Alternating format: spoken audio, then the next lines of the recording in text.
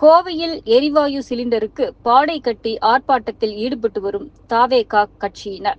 வீட்டு உபயோக சமையல் எரிவாயு சிலிண்டர் விலை ரூபாய் 50 அதிகரிக்கப்பட்டு உள்ளது. இந்த விலை உயர்வு அமலுக்கு வந்து உள்ளது. கடந்த ஓராண்டில் வர்த்தக சிலிண்டர் விலை உயர்த்தப்பட்ட நிலையிலும் வீட்டு உபயோக சிலிண்டர் விலை உயர்த்தப்படாமல் இருந்தது.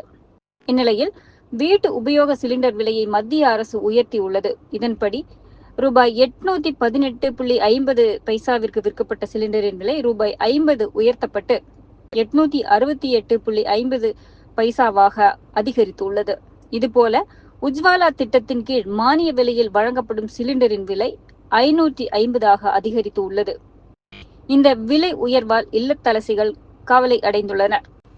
இந்நிலையில் கோவை செஞ்சிலுவை சங்கம் முன்பு எரிவாயு சிலிண்டரின் விலையை உயர்த்திய மத்திய அரசை கண்டித்தும், மானியம் வழங்குவதாக கூறி வழங்காத மாநில அரசை கண்டித்தும் எரிவாயு கேஸ் சிலிண்டருக்கு பாடை கட்டி கண்டன ஆர்ப்பாட்டத்தில் நூற்றுக்கணக்கான தாவேகாவினர் ஈடுபட்டனர்.